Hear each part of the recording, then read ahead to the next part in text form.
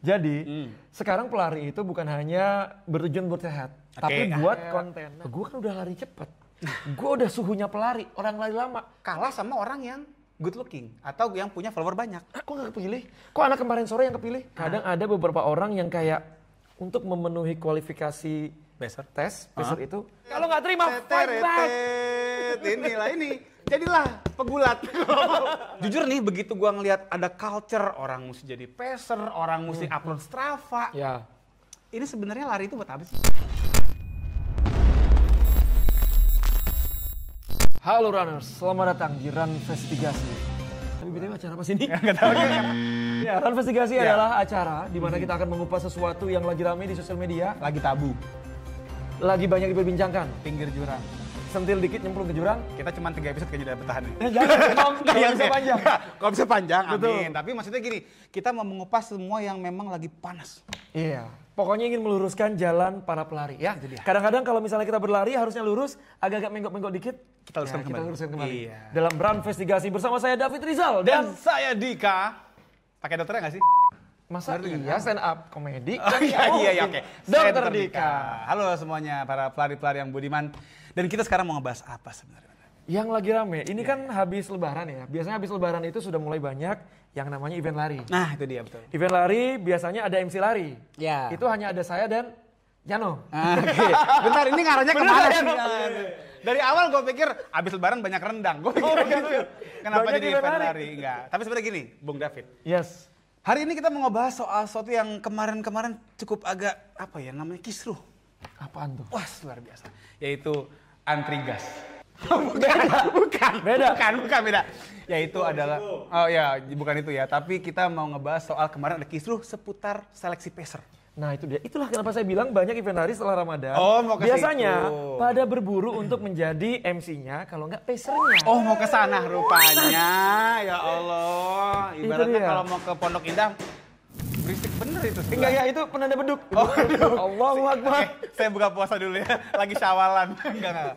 Oke, kita mau ngebahas soal kisruh seleksi pacer, Bung David. Jadi kemarin lagi rame tuh, sih memang. sebenarnya gue nih baru tahu begitu gue ngeliat ada postingan teman gue, ya, yang tidak akan gue sebutkan namanya gitu ya. Iya, pokoknya ada nama Instagramnya. Ada dit-ditnya lah pokoknya. Nah, ya kan banyak, dit-dit ada banyak. Ada Dita, ada Dito mungkin, Dito Aryo Tejo mungkin. Iya. Ada Ada Adit. bukan, itu main power. Ada Dodit juga ada. Dodit Mulyanto.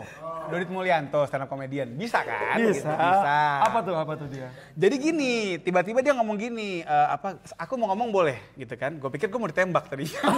Aman. Oh iya, biasa gitu kan? Bisa gitu, aku mau ngomong Ngomong boleh. boleh. Kita kan udah lama temenan, bisa gitu kan? Bikin deg-degan sih biasanya. Tapi kayaknya saya tahu nih kontennya. Yang bikin deg-degan waktu itu. Ya, ngomongnya gini. Dia bilang kayak salty banget sih karena lo nggak kepilih, itu nggak ningkatin value lu sama sekali. Gue mikir, kepilih apa? Apakah dia mendaftar jadi calon camat apa gimana? Gue nggak tahu nih. Iya kan, siapa tahu kepilih jadi camat gitu. Tapi rupanya begitu gue baca lagi. Ini ngomongin pacer, Bung David.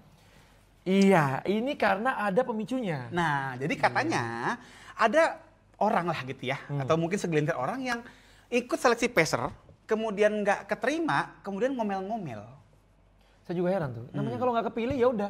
Apa yang ditakar tidak akan tertukar. Kalau misalnya kamu tidak pantas berada di event itu, biasa. ya sudah cari event lain. Ya. Relakanlah apa Lanjut, ya? Oh ya oke. lanjut. Jadi itu yang jujur gue jadi bingung dan gue mencoba untuk cari lagi gitu. Kenapa kok bisa sampai segini kisruhnya cuman perihal tanda kutip ya? Peser doang gitu, mohon maaf nih. Ini bukannya gue merendahkan peser ya, bukan ya.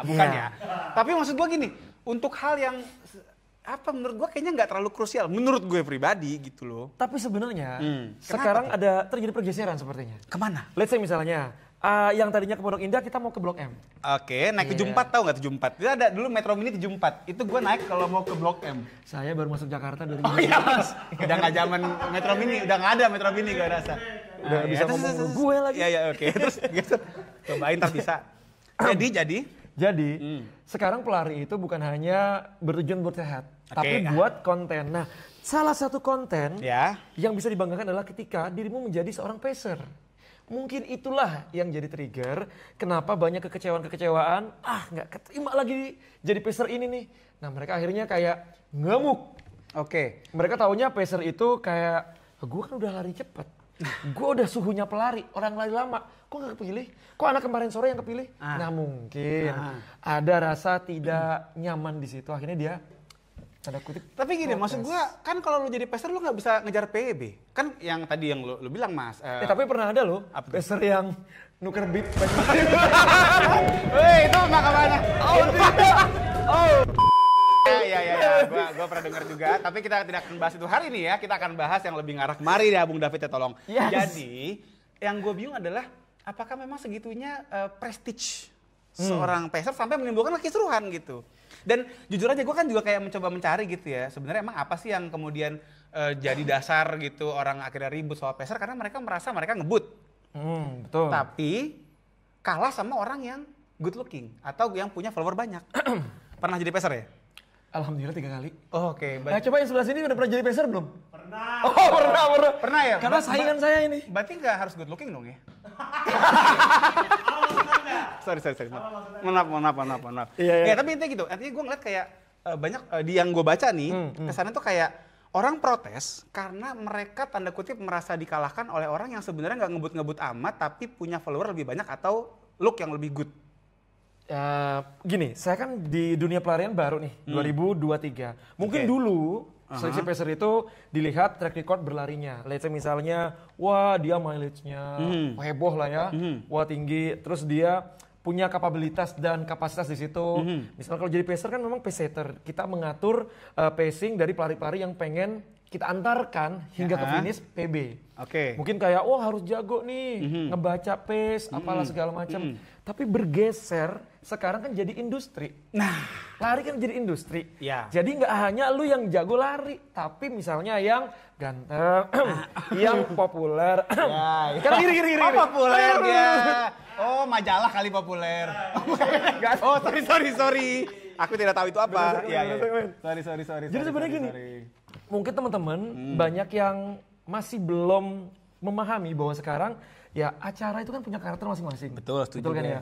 Mungkin dicarinya orang-orang yang bukan hanya bisa mengatur pace, tapi mengatur misalnya flow acara itu, orang-orang jadi suka datang ke situ, lari bersama misalnya Dokter Dika, ada kebanggaan tersendiri, lari bersama Yano gitu, sama David Rizal. Mungkin itu yang dicari. Makanya ada poin-poin penilaian yang bukan hanya kemampuan berlarinya. Betul, setuju banget. Dan yang gue tahu nih ya, Bung David, yang namanya orang bisa lari kencang belum tentu bisa lari stabil kan? Ya. Kadang ada yang kedodoran, mau 10K ya kan, berhenti di 7, tiba-tiba ngelok kaki gue. Iya, itu dia. Sementara kan yang namanya, kenapa kayak lenong gitu sih kita ada gabruk-gabruknya, itu masuk apa nggak barusan ke audio? Nah, tapi apa sih gini, maksudnya gue juga sering kali ngeliat orang yang memang mungkin dia nggak bisa jaga pace-nya supaya stabil, akhirnya apa? Ya kekencengan, artinya kalau orang bilang tidak sesuai brosur gitu pacernya. Itu bisa kan, dan memang itu kan menurut gue adalah sebuah hal tersendiri gitu. Jadi lo kenceng gitu belum tentu lo bisa stabil juga kan. Jadi memang kebetulan gue juga pernah gitu ya berkecimpung di seleksi pacer sebenarnya. Tapi sebagai selektor. Oh, selektornya. Iya, dan jurinya lah ya. Jurinya gitu. Jadi gue kayak Mas Anangnya lah kira-kira gitu.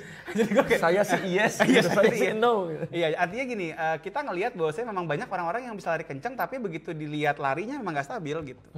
Dan tadi kembali lagi ke apa yang Bu David bilang, yang namanya industri gue setuju banget sih. Karena yang namanya event lari kan juga kita mesti akuin butuh promo, butuh apa namanya wajah-wajah yang memang mungkin tanda kutip menjual gitu kan. Jadi kalau gue pribadi ngelihat perdebatan ini, gue di tim yang ya sah-sah aja kalau pencari peser nyari yang follower banyak dan good looking gitu. Saya juga mau nyari nih, ini saya juga mau buka ya. Karena teman Anda di sini bilang, ya ini Adit ya, si Adit bilang nih. Kan tadi gue sensor nggak gue omongin. Ya udahlah nggak apa-apa terus.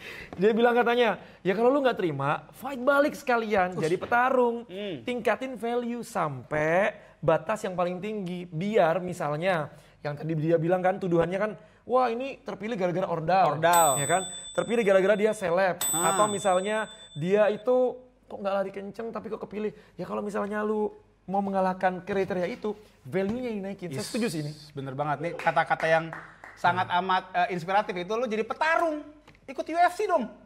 Mana tuh itu? ada ini dia nih. Teterete. Inilah yang dimaksud. Kalau nggak terima, fight back. Inilah ini. jadilah pegulat. Enggak dong, enggak gitu dong. Nih kebalikan. Seleksi pacer apa seleksi pegulat? Iya makanya mau jadi temannya John Cena apa gimana? Aduh. Intinya gitu, gue setuju banget sama Coach Yuri, dan yang gue tahu ya, yang namanya pacer juga tanggung jawabnya nggak cuma sekedar menghantarkan atau mengantarkan pelari. Lu juga waktu gue jadi selektor gitu ya, dia juga mesti punya pengetahuan banyak, satu soal produknya, ya kan? Betul. Dan yang kedua juga kadang-kadang tuh dibutuhkan skill-skill medical juga loh. Ya. Nah, akhirnya sebelum saya menjadi pacer ada pengalaman. Nah, betul. Saya melihat pacer itu memang kerjanya tuh nggak kaleng-kaleng lah ya. Memang bukan hanya lu harus kenceng, lu harus selebgram atau apalah segala macam. Harus ada responsibility yang besar di situ. Di salah satu acara lari waktu itu terjadi sebuah insiden. Nah, di depan saya sekitar 500 meter. Pacernya kebetulan teman saya sendiri. Oke. Dia berhenti, dia menghentikan tugasnya sebagai pacer, dia minta rombongannya, gerbongnya itu untuk melanjutkan. Oke. Dia berusaha untuk memberikan RJP? CPR? Oh iya? Iya, karena memang kondisinya mungkin si pelari ini yang kecelakaan itu serius kondisinya. Nah dari situ saya lihat bahwa, oh iya ya, nggak bisa sembarangan kayak cuman hore-hore. Kalau saya mungkin pelari atau pacer hore-hore. Tapi juga pernah ada Kejadian seperti itu dan harus melakukan pertolongan seperti itu. Nah kalau saya sih, saya menyerahkan ke teman yang lebih bisa. Nah itulah sebenarnya kalau jadi pacer tuh bukan hanya gaya-gayaan kan. Ya itu dia. Ada nyawa yang kamu bawa dari start to finish. Iya itu dia, terus juga ngingetin minum segala macam kan. Hidrasi. Makanya kenapa kalau yang gue tahu ya tadi ya, ada beberapa pacer yang memang sengaja tuh dikasih pelatihan khusus gitu. Jadi mungkin berikutnya bisa juga ambil pacer dari PMI. Atau dari Dinkes. Masalahnya Dinkes pacer. Bisa dong. Jadi udah jago gitu. Dokter Rano sudah ada ya? Dokter Rano sudah Tapi ada. Tapi Dinkes pacer belum ada. Jadi tolong Pak Budi Gunadi Sadikin mungkin bisa mulai bikin program. Atau ada puskesmas pacer. Nah itu dia. Kita mulai jangan dari dinasnya, tapi dari puskesmasnya. Lebih bawah lagi ada posyandu, jangan lupa. Bisa tuh, jadi ibu-ibunya habis nimbang balita langsung jadi pacer. Ini ngomongin apa sih kita hari ini? Aduh. Tapi itu gitu, intinya yang menarik dari hal ini adalah ya sepertinya tadi gue percaya setuju lah gitu sama Bung David bahwasanya ada paradigma yang bergeser gitu. Bahwasanya jujur aja ya, gue juga jujur nih begitu gue ngelihat ada culture orang mesti jadi pacer, orang mesti upload Strava. Ya. Ini sebenarnya lari itu buat apa sih? Kan kalau gue gitu ya, ngeliatnya kan yang selama ini gue edukasikan ke orang adalah lu kalau mau lari buat sehat, sebenarnya cukup 150 menit seminggu. Nggak harus tiba-tiba long run mulu tiap hari. Enggak. Jadi maksud gue kalau gini, ngomongin 150 menit berarti kan 2 jam setengah. Itu seminggu total. Sementara kita kalau misalnya bicara pacer kan biasanya latihannya lebih dari 2 jam setengah doang per minggu dong, ya kan? Belum lu long run-nya segitu sendiri gitu. Jadi maksud gue jangan sampai lu kecewa dan lu lupa sama tujuan lu bahwa lu lari tuh pengen apa sebenarnya gitu. Pengen sehat kah atau pengen dilihat orang? Itu. Balik lagi ke tujuannya. Itu dia. Dan kalau misalnya teman-teman mungkin tidak terpilih di acara tersebut, ya sudah legowo aja. Betul. Tingkatin value seperti kata coach kita ya tadi ya. Betul. Yang sangat bijak ini ya kan ya, yang tiba-tiba mau ngajak ngobrol, bikin deg-degan memang. Dan ya cari opportunity lain gitu. Acara bukan itu aja. Karena acara tuh ya masih banyak lah. Tapi sebenarnya, Dok, mungkin bisa jadi gini, Dok. Teman-teman yang tidak terima karena tidak terpilih ini merasa bahwa ketika mereka once menjadi pacer, ada yang bisa dibanggakan. Ada engagement yang terbangun di sosial media mereka. Ada endorsement yang tiba-tiba masuk. Oh bisa sampai situ ya? Jadi bergesernya tuh beda lagi. Banyak Bergesernya tuh kompleks sebenarnya. Jadi gini. Lari misalnya ya kita mau ke HI itu. Harusnya kan lewat Sudirman ya. Ini enggak, lewat Ben Hill dulu ya kan, Pejombongan, kejauhan gitu. Kan ngejar kilo emang kan? Iya. Bisa ngejar kiloan. Tapi gini, bisa sampai satu ya. Artinya selama ini gue mikir pacer itu emang buat image doang, buat bukan gaya-gayaan, tapi prestis ya. Tapi juga rupanya bisa ngomongin sampai ke cuan dong berarti. Kadang, ini balik lagi ya, ini kata tetangga sebelah ya. Kadang ada beberapa orang yang kayak untuk memenuhi kualifikasi pacer itu pakai joki. Untuk memenuhi mileage-nya. Itu kan udah nggak bener kan? Iya, berarti ini sudah penggelapan berarti ya. Buat Anda yang seleksi pacernya berhasil tapi pakai joki, ngaku sekarang di kolom komentar. Oh ini, berani kalau berani bisa ya, boleh ditulis bawah ya. Ya saya pakai joki, nanti yang untuk 2 orang beruntung akan dapat hadiah umroh dari Cerita Lari. Main gak ada ya? Oh sorry. Nah itu loh, terlalu banyak pergeseran akhirnya pacer yang dulu kalau saya melihat ya, itu adalah sebuah tugas sakral, sekarang tuh jadi tugas receh karena mereka itu menghalalkan segala cara untuk bisa mendapatkan posisi itu. Agak ternodai sebenarnya, sayang banget ya. Tidak kembali ke marwahnya gitu. Gokil, marwah itu bukannya kalau ada orang yang kemudian jadi korban pencabulan sebut saja marwah. Mawar! Sorry. Aku hampir menyebutkan nama temanku, Marwan. Oh ada Marwan. Oh iya saya kenal juga tuh Marwan. Intinya si paling kenal semua orang gak gue. Jadi intinya memang iya setuju banget. Artinya kalau kita bicara pacer thing ini jangan sampai menggeserkan hakikat lu lari. Lu harus mesti sehat dan lu mesti sportif juga gitu kan. Tadi sampai ada yang ngejokiin apa segala macam itu kan udah gak sportif lagi. Betul. Artinya gue ngeliat juga jangan sampai gini loh. Budaya lari ini sebenarnya gue sangat happy ngeliatnya karena semua orang bisa olahraga dengan cara yang praktis dan tadinya murah. Gue bilang tadinya ya. Tadinya kan jadi nggak murah lagi sekarang. Tapi paling nggak jadi kayak semua orang kan bisa ya. Selama kakinya sehat, selama jantungnya juga aman dia bisa lari. Tapi sekarang jadi seolah-olah olahraga yang butuh ini butuh itu banyak banget dan sampai banyak intrik dan konfliknya gitu. Itu yang agak ganggu gua sebenarnya sih Mas. Ya itulah kenyataan dunia lari sekarang. Tapi saya mau tanya dulu nih, kenyataan di balik layar ketika seleksi pacer. Kan tadi Dok Dika bilang Pernah. Menjadi Selektor. selektornya ya. Betul. Sebenarnya apa sih yang dilihat untuk kriteria seorang pacer? Oke. Jadi memang pertama ya, ini pengalaman gue ya, pengalaman gue untuk menseleksi pacer itu pertama adalah kita ngelihat mileage-nya memang, jujur aja. Pertama mileage, kita lihat nih mileage nyampe apa enggak. Kemudian lihat PB-nya. Ya PB 5K, 10K, HM, FM kayak gimana. Tapi gue nggak memungkiri bahwasanya setelah kekumpul orang-orang itu kan banyak tuh orang-orang yang misal dari 1.000 nih ya, iya, mileage-nya yang udah masuk jadi 500. Nah kan nggak mungkin semuanya jadi pacer semua kan? Itu mau bikin acara apa ya? Iya makanya lari. Kecuali misalnya pacer untuk syai antara Sofa dan Marwah, mungkin bisa itu butuh 500 pacer. Belum, itu tergantung kemampuan masing-masing, nggak perlu dipeserin. Jadi maksud gue gini, dari 500 orang tadi kan kita perlu mengerucutkan lagi kan? Dan jujur saja memang kita melihat dari bagaimana dia membawa diri di sosmednya dia. Karena tadi saat ada produk atau satu brand yang emang meng-hire lu menjadi pacer dia, ya lu perlu apa istilahnya, perlu dia menjadi wajah lu dong gitu kan. Dan nggak bisa lu sembarangan orang milih cap-cip gitu kan. Lu mesti ingat bagaimana personality dia di sosial media, bagaimana dia berinteraksi dengan follower-followernya. Jadi sorry to say, gue nggak mempermasalahkan kalau ada brand atau penyelenggara yang memang tadi yang gue bilang sebelumnya, ya dia memilih pacer. Salah satu parameternya adalah ya tadi soal good lookingnya, soal social medianya, fair-fair aja menurut gue. Nah, fair-fair aja guys. Makanya ini sudah tahun 2025. Yes. Pergeseran sebagai pelari yang hanya sekedar berlari, itu harusnya kalian ikuti dengan konten. Karena itu ningkatin value di sosial media kalian. Yang mungkin bisa menjadi salah satu pertimbangan. Aduh sebentar, mau bersin. Aneh banget, ada obat flu kan? Tapi gara-gara saking emosinya nih. Saking emosinya, baru tahu gue ada orang emosi jadi sinus. Orang kan hipertensi jadi sinus ada ya. Tapi gini, artinya gini, yang menjadi kemudian tadi kita kembali petik dari postingan sahabat saya tadi. Memang tadi daripada lu ngomel-ngomel dan lu nggak bisa menerima kenyataan bahwa it matters gitu ya, yang namanya sosial media. Ya udah lu coba deh ngonten. Cuman begini juga Bung David yang pengen gua tekankan. Tipis nih antara lu mencoba untuk meningkatkan value lu dengan lu flexing bikin panas orang, ngerti gak sih?